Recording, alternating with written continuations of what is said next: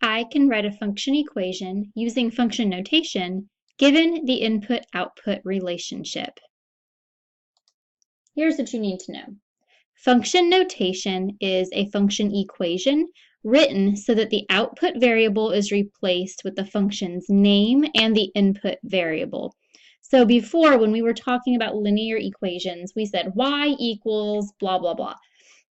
We are going to be replacing y with something that looks a little bit different but still means the same thing. So here's an example of function notation. We have f of x written over here on the left-hand side instead of y. The function's name is just the f part right here. The input variable is x, so it's a function of the variable x. And then over here on the other side of the equal sign, which would be just a regular old-looking expression, that's called the function's rule. In this example, the rule is 2x plus 1.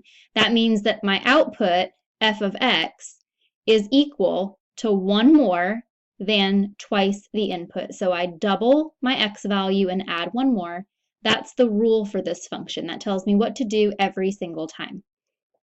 Most of the time, we're going to use f of x to show a function, but you could also use something that looks like this. You could say g of x, h of x, f of c, or f of a to show functions as well.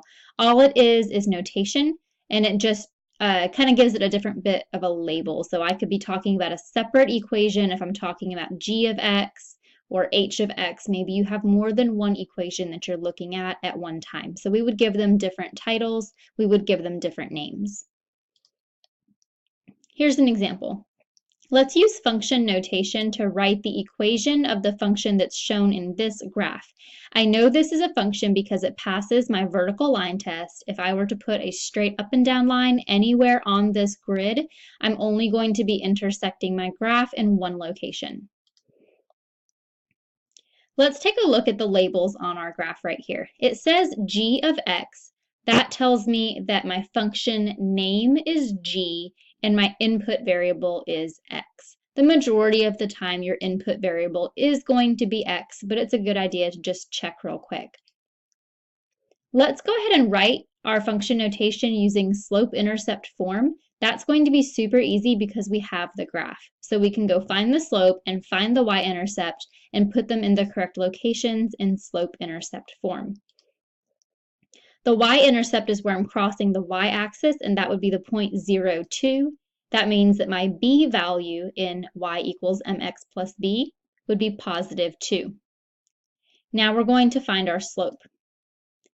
My slope is from any point on my graph, I go down 1 and to the right 1. That means that my rise is negative 1 and my run is positive 1. And if I divide rise divided by run, I get that my slope, or my m, is negative 1. Now we're going to place these pieces in our equation where they belong. I know that my function's name is g and my input variable is x. So instead of using y as my output, I'm going to use g of x as my output. They mean the exact same thing. G of x is equal to negative 1 times x. This is your m value. Your slope goes in front of the x.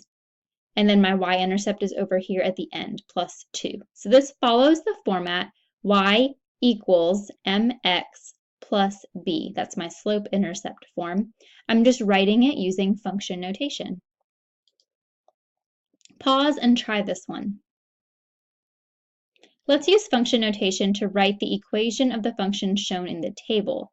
This one's a little bit different than having the graph because you have to figure out what's happening to your input every single time you change. So if I put in 1, I get 6 as my answer. If I put in 2, I get 12 as my answer. Putting in 3 gives me 18. Putting in 4 gives me 24.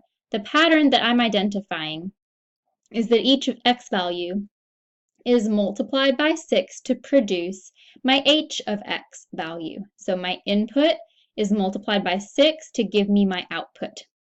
That means that my output value right here is equal to 6 times whatever I put inside. Here's another learning target. I can evaluate functions for specific input values. Here's what you need to know. In order to evaluate a function at a specific value, you're going to be finding the output that goes to the input that you're interested in. So in this example, f of x equals 2 times x plus 1 more. Again, the function's name is f, the input is x, and then 2x plus 1 is the rule that we're going to follow.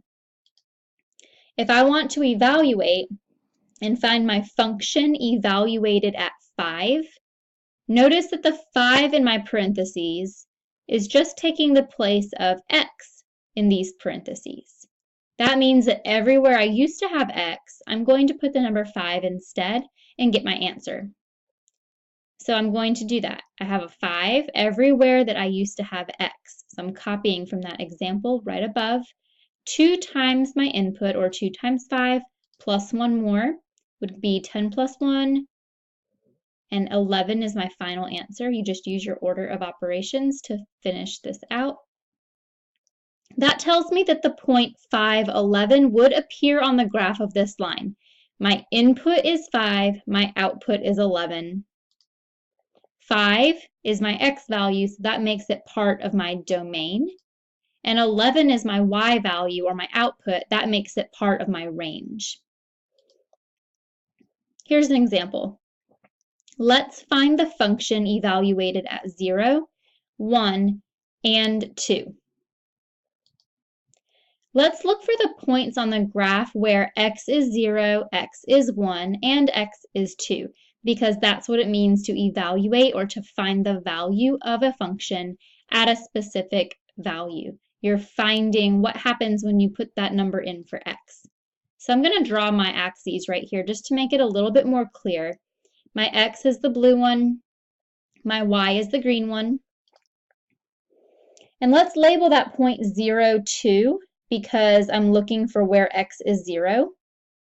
And the only place on my graph where x is 0 would be this point right here on my graph, 0, 2. My input is 0, my output is 2, so that means that the point 0, 2 is definitely on that graph.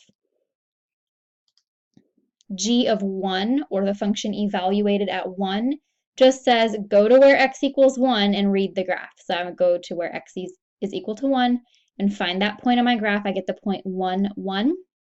So when I put 1 in my function, I get 1 out as my answer. And the last one, finding the function evaluated at 2, means go to 2 on your x and read the graph.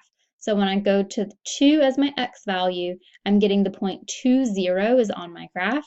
That means that when I put in the number 2 in my function, I get the number 0 as my answer or as my output. And I just made a couple little notes here too about some of these points that are special. This one happens to be my y-intercept. Remember that when you plug 0 into your equation, you're finding your y-intercept. And then this last one happens to be the x-intercept because my answer is 0. My output is 0. That shows me I'm crossing the x-axis at that point. Pause and try this one. We need to find the function evaluated at 1, 3, and 10. So we're going to be looking for the outputs when x equals 1, x equals 3, and x equals 10.